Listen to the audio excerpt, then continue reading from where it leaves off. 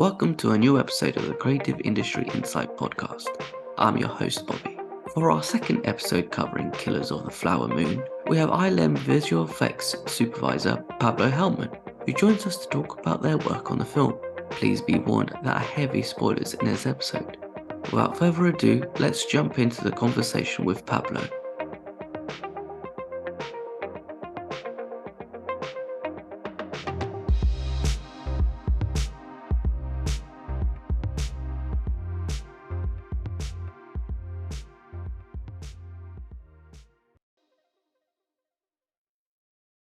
Hi, Pablo. Thank you for joining me today. No problem. Thank you. I'm glad we can sit down and talk about Killers of a Flower Moon. That's come out recently in cinema, and then which will probably be on Apple. It's Apple TV probably before Christmas, maybe December time. Yeah, I'm excited to sort of dive in and talk about the film. I guess we can always start from the beginning. How did the project come about? Was it a case of Mr. Scorsese giving you a call, being like, "I'm bringing the band back together. Do you want to come join us?" Or is he saying, "Look, this is like you've got no choice. You better come back for me"? It was a combination of those, which are both of them are great. I mean, I love working with Marty. I mean, I've been working with him for the last 6 years or something like that. It's a very creative process, very collaborative. He's very also funny, and, very human, and he has an incredible sense of framing and storytelling and characters and very surprisingly visual and very instinctive. So it was great to get that call and join him in a scout in Tulsa and Oklahoma and Pahaska and Fairfax, and we also visited the cemetery where the 29 bodies are buried, and it was a very spiritual, actually, and in a way, very painful trip because it was inside the Osage Nation, and we, even for the whole movie, we stayed with the nation, and we were part of their life for a little bit. I mean, like 8 months we shot because the movie was really long, and I think I remember the script was like about 156 pages or something like that. So it was really great to listen to Marty when he does a movie. He very much gets into the research of the story and tries to find the truth. That you can see. I know that a lot of people have heard actors talk about what is the truth. We're always looking for the truth. But there is something about that. There is something that if you are looking for something that is truthful, that is meaning, that has meaning and is related to the context of history, then that's going to come through, and the audience is going to feel that. And so, really great working with Marty. Always an insightful, story that he's trying to tell. I can imagine when you go to a place where atrocities have happened, it's always a very somber feeling, and especially if you're telling a story about these people and you're standing at their grave or where they might have lived or areas that they might have visited, it's always kind of like must be a very sort of like weird feeling as well, because you have that sort of like, this is where they probably would have had gone to collect moonshine, for example, or this is where they probably would have gone to church, or this is an area that they probably might have gone shopping, and then to be there as well, it's kind of a feeling that's slightly different. It's like not different, but it's as you say, a very spiritual feeling. Plus, it's about 100 years ago, so it must feel really weird being steeped in that history at the same time. Yes, and also because from a visual effects point of view, Marty tries to capture as much as possible in camera. So, when you're in wardrobe and you're on a set, in the middle of a town that looks like 1920, and you're dealing with such solemn, material. Also, Marty's set is a different set than any other set that I've been in the sense that it's very quiet. And he loves being quiet because he needs to think about stuff. And so we kind of whispered to each other. And also, this was the beginning of the pandemic. So we were all masked, and we were all, color coded to be where we needed to be. And there was also there was no vaccine at the time, so it was a very oddly, managed set. But I have to say, the vaccines came out about 2 or 3 weeks into the shooting, and they also shared the vaccines with us, as we were all living, in the reservation. But in terms of the visual effects work, I mean, there was, all the oils, rigs that had to be put in, and in the vein of having to shoot as much as possible, special effects and production design built one rig, 1921 rig, that wasn't reeling, but it was doing the right things mechanically. So we did a lot of photogrammetry on it. We flew a helicopter on it. We took a lot of textures and measurements and all this, and then we built hundreds of them. And that was part of the work that we did. And then we went into other things, like, for instance, extending the town. The production design did a great work putting that the town of Pawhuska looking like Fairfax, which was about 20 miles some other way, but it didn't look right. So, but we extended, beyond those 2 blocks, with all the cars and all the people and a journey through the town. So there were CG cars and CG people there. But that's the thing about this project, yeah, because the first thing that that scout that Marty said to me is, I need you to make your work completely invisible. So when I say, we did the oils, we did the extension of the town, we did cows, we did horses, riders, we did explosions, we did, things that you probably don't know. For instance, there's a scene where Ernest is reading a book on the Osage history. Well, that book was correct in terms of the physicality of the book, but it didn't have the right pictures. So we had to put in the right pictures. So we shot the scene where Ernest is going there, but we put all the pictures were all, visual effects. Or, for instance, there's one of the characters that is played by Sturgill Simpson, is one of the country singers. I think it's a scene where he gets killed in a crash against his car crashes into a tree, and he's coming. They kill him before. Basically, he's dying in the car, but the audience didn't realize that who the character was, because in the 2 or 3 scenes before, he was always wearing a hat.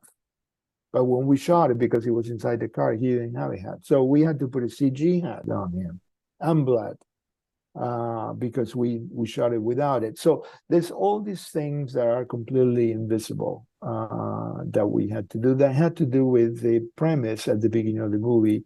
I really don't want to see the work that we do in visual effects. However, besides all that, there were other things, like, for instance, we had the crowds and the radio show at the end. Also, the last shot of the movie where the camera, goes up 200 feet and we see all the Osage dancing. We didn't have enough people, and so we had to replicate and duplicate and CG some people dancing and create that shot. Now, again, all that stuff, it's invisible. It's the kind of stuff that I love doing, that ends up in a movie. And we did about 85 minutes of the movie. So 85 minutes are visual effects. You can tell. I love it. There's something else. There's another thing that was important in the movie, which is clocking the sickness of these 4 characters. And because we shot it out of context, out of continuity, and the makeup department did a wonderful job in trying to, get that progression there. But the edit changed, and so we had to propose certain things that had to make sure that the progression of the sickness went on, and it was seen in a 3.5-hour movie. So, I mean, incredible kind of work, a lot of it, but you can't tell what we did. there's a lot to unpack, and I'm sort of going to step back to when you first answered about joining onto the project, because you mentioned Martin Scorsese is a very visual person, visual director. Now, when it comes to something like this, you were mentioning as well that he wanted your work to be invisible, and and you guys did that, and there were certain rigs that you built to basically put it in the shot and then build around it. Now, when you mentioned, this is the first thing that was like blows my mind, is that you're doing cows, people, cars, and that so much of the film has visual effects and that it's hidden away. So I guess that's really like the work of like a true magician, an artist, to sort of blend into the background and not have something that sticks out like a sore thumb. I think the second thing as well is when you're working with someone who's so visual and so very wants to bring the world to life, I guess with set builds and wants to make the world feel as authentic as possible. Where do you begin in your work? So when you're there on the recce's, do you have the sort of production designer with you who's saying, okay, well, if we're looking down this road, we have a tavern, a sheriff's office, and so on the boardwalk, and then over here we have something else. Do you then take what they're going to build and then start building your world around there, or do they say we're only going to build this part? We need you to paint in an extra few buildings down here? It's all of it. It starts with meetings with production design and the art department, and I actually rely 100% on whatever was built for the movie and whatever research was done. And there was a lot of trying different things that the production design department does. And as they work independently with the director, that I am in awe of, because what happens is that after we finish a movie and we go into post, there's always changes that need to be made. And I'm always going to refer to production design. So after the movie, production design dumps, all the archives into post-production to ILM. And then I always have that access, all the folders there and everything else. So the first thing I do is check that out. When Marty says to me, we need a building here, we need to change this building into something else because of this and this, I always bring up that work and I say, well, this is what you have done with production design before. Do you want this or that? And I do a lot of also research with Marianne Bauer, who is Marianne Bauer is the archivist, and she's also a producer in the movie. And, we've known each other for, 6 or 7 years. So it's something that I have always done with Silence or with Irishman or with Glimpse of the Flower Moon, that we always work together and we do all the research. So in those meetings with production design, there's usually a model. Let's say that we're talking about Huska building that city into looking like Fairfax. So there's a model that is a kind of like 3 or 4 tables big that tells me and everybody else. Marty's there too, and the production design Jack Fisk is there too, and then he describes, he's going to build up to here, and then from here on, we either, use blue screen or white screen, or it's night, or how we're going to extend all that stuff, because that's what he's going to build. And then sometimes I would say, it would help if you build up to here, and then you cut it right at the end of the building and we put some blue screen right there. Or sometimes I would come up with some other ideas like vegetation or some other stuff that comes around that helps me blending what I know I have to put in. Or sometimes we do some technical stuff, we make some technical decisions that have to do with how methodology, how we're going to shoot. For instance, the last shot, with the drum, we start in the drum and then we come out 200 feet. Well, how are we going to do that? We don't have a crane that is 200 feet, and we cannot put a drone there because of people. So we're going to have to do a cable, solution for that, and on wires. And that requires a lot of math. And so we do that technical part, and then we show it to Marty, and then he makes aesthetic decisions, and then we change it around. So it's a very organic activity. We're all talking to each other. We're all relying on each other's work. Same thing with special effects, explosions, fire, rig, oils, the oil falling on people. Same thing with the DP. I know Rodrigo. Rodrigo for a long time, and because he's from Mexico, I'm from Argentina, so sometimes we speak in Spanish, especially when we're talking about other people. But we speak the same language, in cinema. I mean, lenses and camera movement, and some of the technicalities of shooting on film, and also that's another thing that we did. We created some historical footage that we couldn't restore because it was so damaged. So we shot it. I mean, it was shot with a Bell and Howell camera, 1920s, and we reshot the footage with the actors with that camera, with a crank camera, but with color film. And that was because there was some blue screen stuff and some other stuff that we needed to separate. And so we reprocessed that and we matched it to the original, documentary footage. And all that was plotted with the director of photography. And so it's a very organic set. It's like a family. We all talk about stuff and we all have our own needs, and we all know that we rely on each other for certain other things. And we all know what everybody else can do. And then we go into post for a year, and then it's just Marty and us, which is awesome. Because you're mentioning as well, when you're working with people, I guess when you have regular collaborators, it makes it probably a million times easier to then, oh yeah, we'll do this, we'll do that, having those conversations. Even the shorthand as well, of discussion will make it easier. And I think that's like a big part in Martin Scorsese films, is the collaboration that he has with his crew. I know a lot of people talk about, the Leos, the Robert De Niro's, the Joe Pesci's being in the film, but it's also the reoccurring people behind the camera as well. That should get a big special mention as well. But there's some like really fascinating parts as well where you're talking about, this is before as well, when you talked about the book that you guys had to CG in images about the Osage, and when Leo's reading it, Ernest is reading it, and it kind of blows my mind a little bit because I don't think I didn't realize.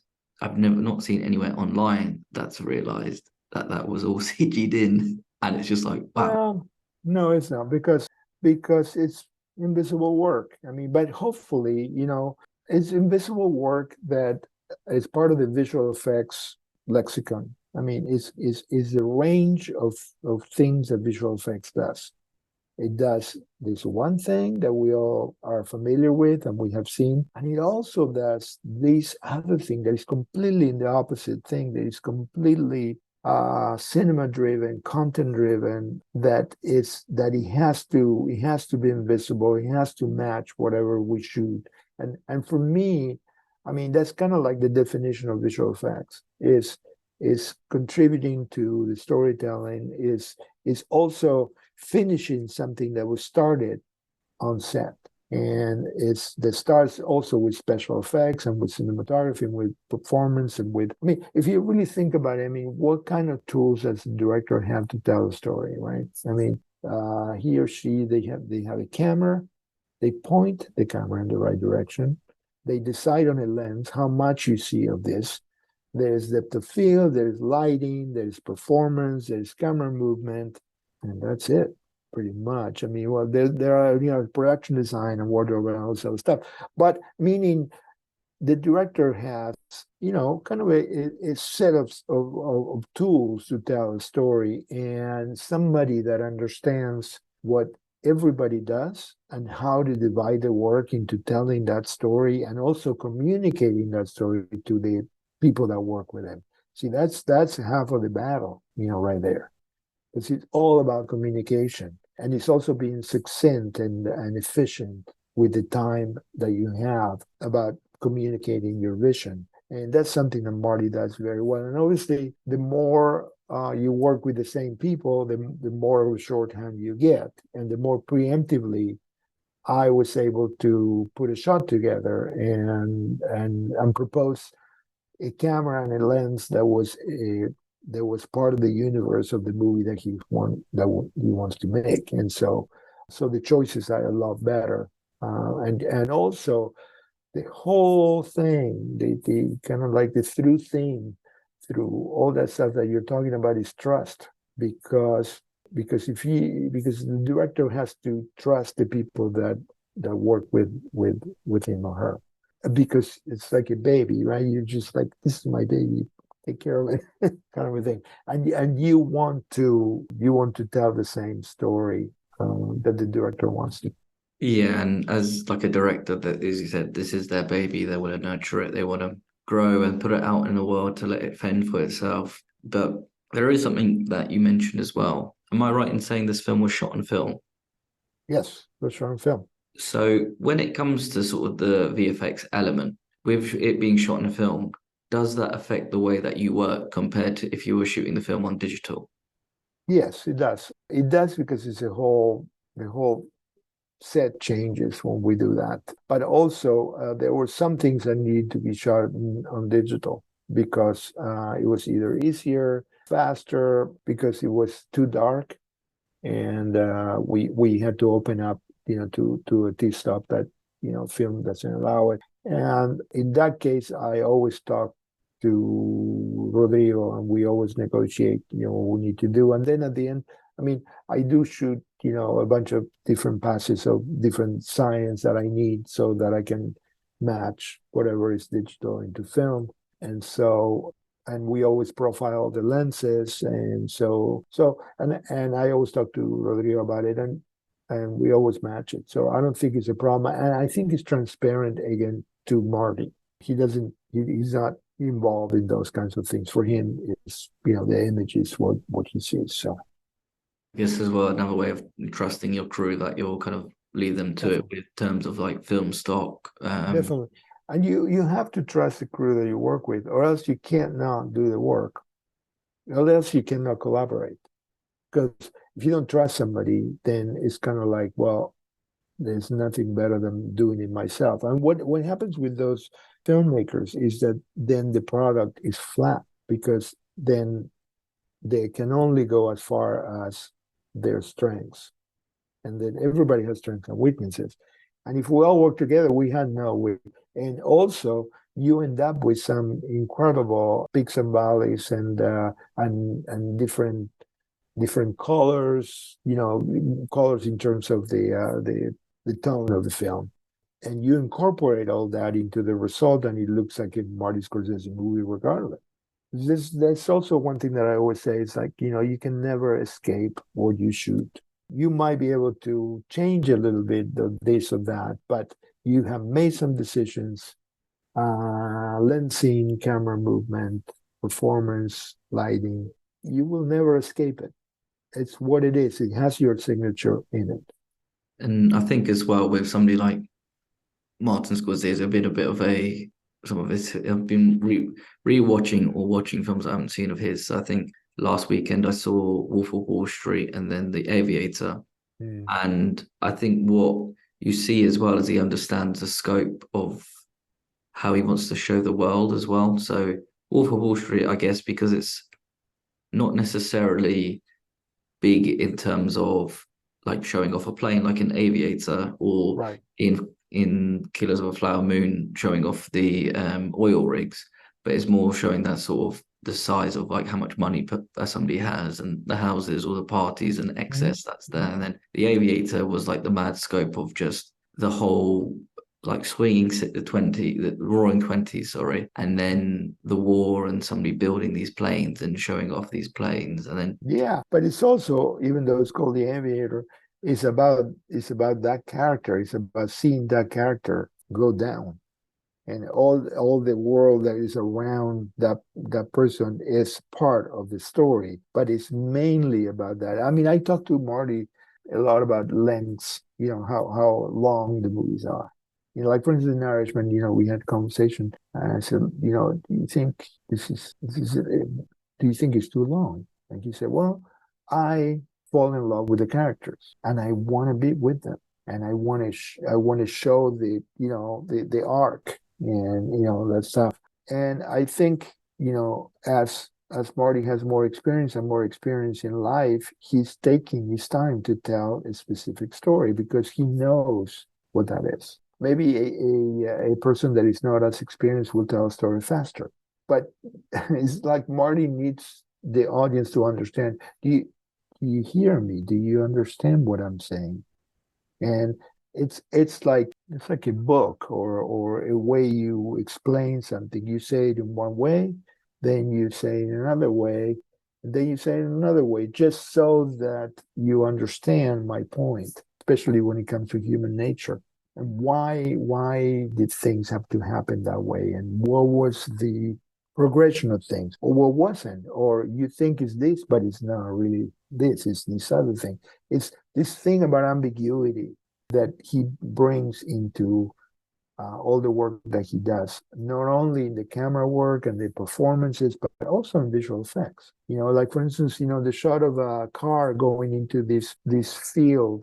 I so we shot the car going into a field. It was empty, and actually the road, the country road, went some other way that we had to change. And there were some wild horses in the background and whatever. But we shot it like that. And then we knew we had to put, oil rigs in it. And we did all the research and we had all these pictures that match it and stuff. And then I said, what if, when we first start coming out of the car and the camera starts pulling out, we get this huge thing going right by camera, but we don't know what it is because we haven't seen what's in there. I said, well, yeah, that's a great idea. So he took it. He said, that's a great idea. Let's put some steam right there. And then I had like 3 or 4 takes that I showed him with all the rigs. And then he said, well, after the big rig comes through, then I want to see just one. And then the second one, and then the third one, and the fourth one. And then I want to see the whole, expanded vision of the whole thing that goes with the music and goes with the camera move and makes the car very, very small and makes all this stuff, this universe in which this movie is going to live in. And you see, that is storytelling. And that is including the visual effects that we all think of maybe as one, that visual effects, that's only one thing, well, could be, flying people or explosions or whatever that is. But visual effects is this other thing. It tells the story. Without this interaction that we had, you have no shot, and you're not setting the picture in the right way, and to be invisible.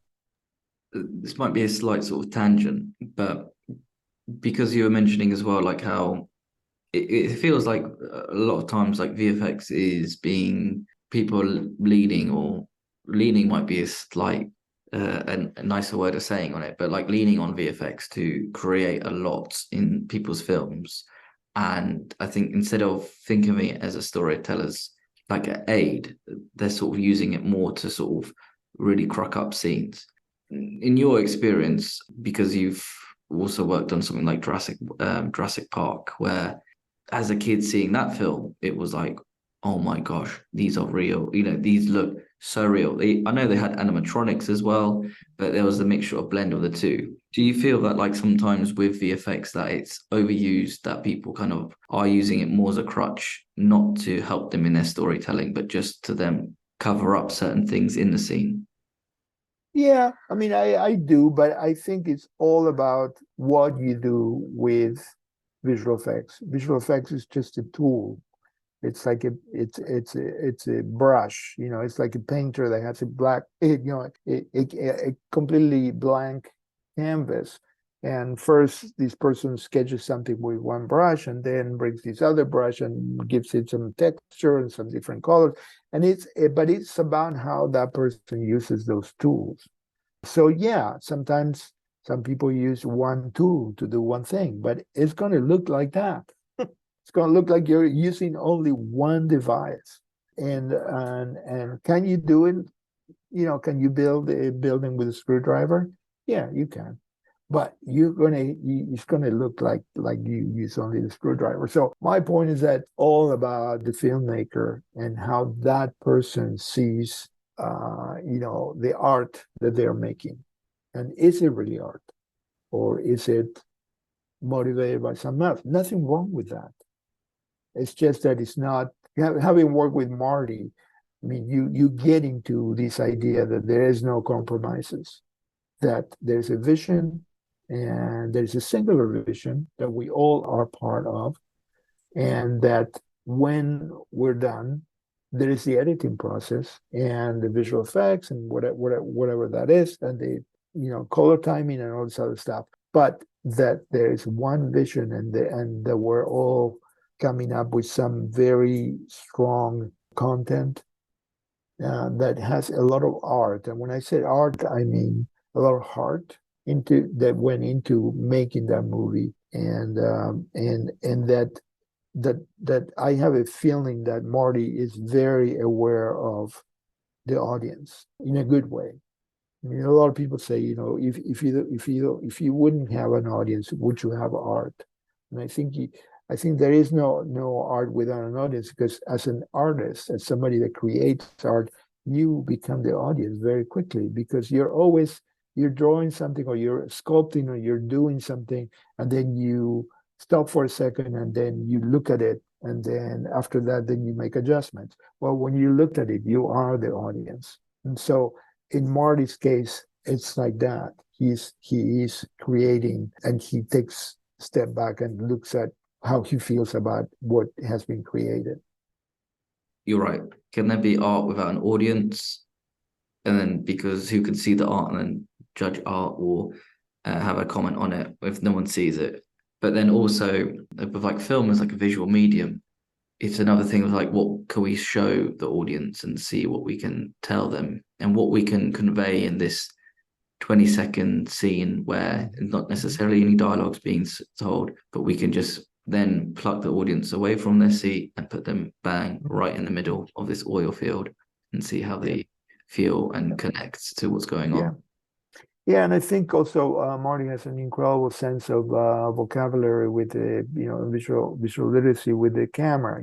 Sometimes that camera is part of the scene, and then it becomes a witness of the whole thing. Sometimes it's in the scene, sometimes it's out of the scene. And sometimes the camera work on Marty is you got two people talking this way, and then all of a sudden the camera does this, just to show you context, and then comes back. It's using the camera as a witness, as a as part of that scene. A character, it's another character in the in the scene, and it's really interesting when you take a look at what you have done in the day that you work, right? When you take a look at dailies, or you think about what you did that day. It's very informative and very educational for me also to be working with him all the time, because they're all people that are at the top of their game, and I learned so much from that. And a little bit of it, my job as a visual effects supervisor also is to understand what the filmmaker, what the director is trying to do, and preemptively propose things I have to do with that. But then when the project is over, but a little bit of them stays with me as a filmmaker. I guess, as well as you're saying, if people are at the top of their game, then you kind of have to look at them and be like, wow, I need to get to that level as well. Just because there's always, as you said, there's always ways to learn, and there's always things that you can take from people, just because everybody's so creative and actually sort of understanding. Like when you hear people's like reasoning and understanding of why they've done these creative choices, then it's just like light bulb moment, being like, this is incredible. Mm-hmm. Mm-hmm. Yeah, it's great. And it also helps you in life, because it's all about communication, really. It's all about, making other people understand also what you're saying, and also understanding what other people are saying. And also because the visual effects process per se is a collaborative process in post, separated from the director. We work with 500 artists, and we are in dailies, and we need to communicate a specific thing, not only in technical terms, but also emotionally, what it means to the movie. It might be that a painter, in visual effects, doesn't need to know all that stuff, but he or she does. They do, because if they understand why they're doing what they're doing, they do a better job. and they serve the story better, as opposed to doing something, a little part of it that you don't know why you're doing it. And so I always try to bring those kinds of references and research into a project to the artists that are working on it, because that makes them, invest in the work that they do.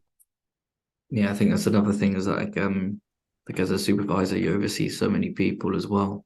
So even though Yeah, you're working with the director and they're inspiring you, then it's like kind of down to you to inspire everybody else to be like this, definitely. all pull in the same level, the same way. Definitely, definitely. They have to like the project that they do. They have to like me, and they have to understand why they're doing what they're doing. It's not just about putting the time. Yeah, exactly. And I kind of have three more questions. I just sort of want to lead to what you just said now because you're talking about leading a team. How do you go about getting the best out of your team and trying to get them invested as much as possible? I think it's probably quite easy knowing that they're doing a film directed by Martin Scorsese, so it's probably that little bit extra motivation. But when you're there, and there's times where things aren't just clicking, and people need to just put in a little bit extra, that extra 10%. How do you get them motivated and really engaged in the project? Well, I give the most amount of information that I have. I mean, just inform with references, with historical perspective, with even the script, with the all the takes that we, not only the select take that went in the movie, but all the other takes. Sometimes we take a look at, because we learn from that. And then I generally lead when we have a challenge and we're not getting it. We sit down with more than one person, with 3 or 4 people, and I also involve those people in the reviews, because when I listen to Marty talk about something, I want other perspectives on what that meant to them, because that's why you come up with answers, with different answers. And it always amazes me that sometimes you have 10 people in a meeting, and you get 7 different answers of the, well, wait a minute, weren't we in the same meeting? But we all get different ideas of what happened. So by involving those people that are producing the work and giving them as much information, that would be one way. Another thing that happens is that every artist has strengths, like I said, and weaknesses. And some artists, because we're all kind of a little odd, as artists, we sometimes we can't work with other people because whatever. And so I identify those people too as artists, because I take whatever they can give Marty and me as a project, in the project, as valuable. So I make room and space for those people to do that work in the way they want to work. So you as a leader have to recognize, not only you're driving the bus, right? You're driving everybody in a specific direction, but sometimes you have to give people some room to do other things, away from that, and you have to, and that's part of being a leader, recognizing and making assignments that make sense socially. For instance, there was an artist that it's not here anymore. Doesn't work here anymore. But it was somebody that was incredibly talented, but couldn't work with people, and he wouldn't get booked. It's like, wait, this person has an incredible amount of talent.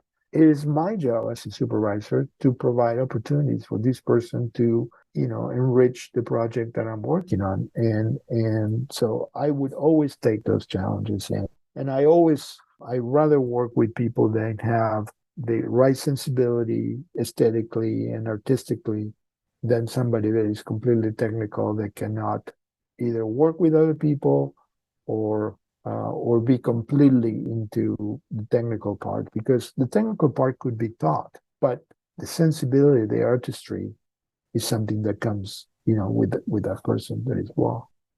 I guess as well when you're having everybody pull in the same direction and you've got someone who doesn't work well with people, it's probably you must be ripping your hair out sometimes because it could be like, oh, you're just so talented, but you just take a step back, we'll get this done. It's not a You problem. know what? Yeah, I mean, I think that as I'm getting older, I'm getting more tolerant in some. My wife might disagree, but but in some aspects, I'm getting more inclusive, and I take it upon myself to make that work and to provide opportunities for people to work together and make the best out of people. It's like you want to get the best out of people, and you want them to be happy, and it is part of my job to do that. So I will always try. That's good to hear, though, and as well as like as a leader, growing in tolerance with people and understanding that everybody's mind works differently and how to get the best out of people is important. Definitely.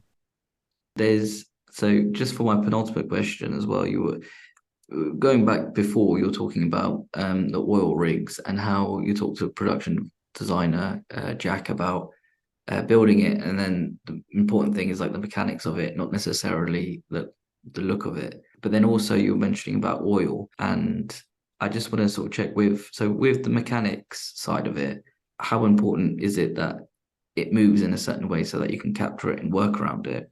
But then when you're talking about the oil that's coming up and spraying out with people, how do you go about inserting that as well? Because I always think about things like liquid that gets splashed around in film. One example that comes to mind is in Mank when Gary Oldman he flicks water from the fountain and it sprays. And I was told that was done in visual effects, which again, stuff like that blows my mind because you think that looks like somebody's just done it in person. With things like that, obviously they are seamless in the film, but how do you go about making it seamless and look like oil's spurting out of the ground? Right. Well, we work with special effects, and I think they use a combination of methyl cell, water, and some food coloring and some other non-toxic things. But it wasn't behaving properly, especially because we were over cranking, we were shooting like at 120 frames a second, something like that. And that was something that Marty kind of like changed in post. So we had to go in and change the weight of things. And you do that by color correcting certain things and making it look, less transparent and more translucent or less or whatever. So, but you start with something practical. And we start with the science of it, and we special effects did a bunch of tests, and then Marty looked at it, and I looked at it, and the DP, and then we made some decisions, and then we took it from there. But yeah, it's a combination of things, and so production design the oil rigs and build them, but special effects did the moving part. The drill thing that would go. I don't know the term of it, but the thingy that goes up and down that gets the oil out, and the drilling. And yeah, it is important that it's correct. But again, we take all that stuff, and then if we need to change it because the camera goes around, we build one of them, but not in the place where we were shooting that shot or any shot that included it. We built it. We picked a place that had basically there was a plain place that didn't have anything in the background, so that when we did a photogrammetry of it and captured it, we could do it. And then once we did that, then you can change it in CG, and that's a good thing about Marty understanding that we can change things. There's something else that we did in the film that we didn't talk about. Is we did about like 3 or 4, 30 or 4 morphs in performances in the same scene, meaning that we took some air out of some of the dialogue and we moved it around depending on what Marty went through in the editing process. And that's something else that we're very respectful because we want to preserve the performances. That's something that we did in Irishman or Silence also. But that's something that Marty is very aware of and uses it as a tool to move the story in a specific way. Yeah, because there's always those little things that you kind of wonder, like, I wonder how they did that. And when you collaborate with various departments like special effects as well, about creating that look and then building on what they've created and sprinkling in your little bits and bobs in certain scenes as well. Yeah, that's the whole idea, is that we all work together and we all create this world and this content that the director is putting on us, and that there is no really one department that builds everything. There is no one shot that is all CG or all special effects or all no production design involved or anything like that. I mean, we all contribute to the whole thing. Yeah, and it's also just the idea of as well, like nailing it and making sure that it's invisible for no one to see, like, oh, we might stitch that here as well. Yeah, and I think it's also a challenge to the industry too, to the visual effects industry, because we all kind of irk when we cringe when we read somebody saying, "Well, this is bloated with visual effects," or "This is whatever," and they make an assumption like that, and then it's up to us as an industry to say, "Well, we do this kind of work, but we also do this invisible work, and we need to recognize it so that we can shut everybody up so that we can show that we have the sensibility to do the work that we do, and it's up to the filmmaker or it's up to the director or the vision and us to collaborate to make invisible work. Yeah, and I guess as well, when other people see your work and then they see it and they're like, oh, holy crap, like, we need to step up our game if this is what people are coming up with. But the funny thing is that you need the same amount of resources, the same nuance eye, and the same sensibility that you wanted for others, for other work that you do.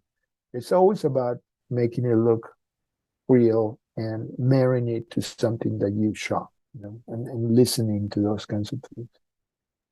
Just to wrap up this episode with my final question, what was your favorite scene / proudest scene to work on and have audience watch? Well, I like that scene of the car, with the Ulrichs, because it tells the story. But there are some other things that, like for instance, that is the sickness of the whole story and how you depict, the poisoning of those characters, and how much that part of visual effects is part of the story, and you don't really pay attention to it. But I love taking a look at historical perspective on the story. Same thing with Irishman and Kills with Fun was the same thing. It's saying this character starts this way and it ends this other way, and what is the arc, and how can we contribute to the arc? So making the audience understand that these people are getting sicker and sicker. It might not seem like a very sexy thing, in terms of visual effects, but it's a very difficult thing to do. You have to you need your nuanced eye and your to understand where it goes in the story. Other things that I love were extending the town in the background as the cars are as Ernest is driving Molly around. A lot of that background stuff was created in visual effects. And I love taking a look at that, and sometimes we're in dailies and we're commenting on something and somebody says, well, actually that's not us, that's or the opposite. I know we can't change that because that was shot. It's like, no, we produced that. So when you start getting into, you don't know what is what, that's the best part. It's just completely invisible. I think as well, like with your choices, when you're saying about making people sicker and sicker, and you're saying that's not the sexy choice of your shot, but you're right in terms of, like, sometimes it's not necessarily like in Transformers when the robot sort of jumps over a bridge or something, people could be proud of that. But I guess if you're showing the sort of effects of someone getting worse and worse, and then as an audience member being like, oh, there's like something is going on here. Yeah. And it is progressively getting worse, and that sort of visual sense that you don't need as an audience member to be beaten over the head with somebody being like, oh, something's wrong here. And it's the kind of thing that that you think about for days after you watch a movie. I mean, it happens to me all the time that I'm watching a movie, and all of a sudden, 3 days later, I'm thinking, "Oh wow, I didn't realize this." And I get it now. And then I watch it again, and then I put it together. And I think those kinds of things are the best part of my job when people go away and 3 days later they're still thinking about something that happened that I was part of to tell that story. Because that's part of, also, if you talk to Marty about that, that's part of what he thinks he's doing. He's telling a story, but he's also trying to get you to take something with you that you can see that it's reflecting on you. That's mirroring part of what you're doing, and maybe it'll affect the way you reacted, to something. It's really important stuff.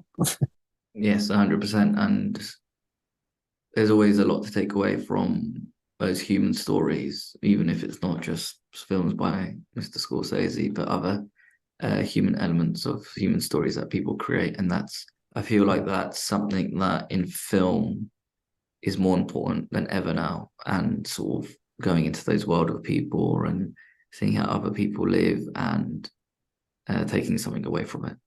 Mm-hmm. Yep. Pablo, thank you so much for your time today. Really Well, appreciate it. great. Thank you Um, so much.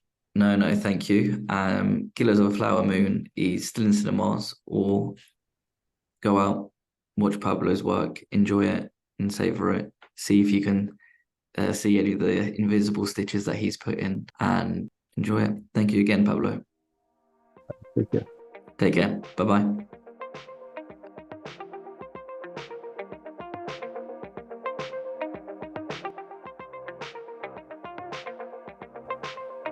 Thank you for listening. Please subscribe, rate, and review this podcast.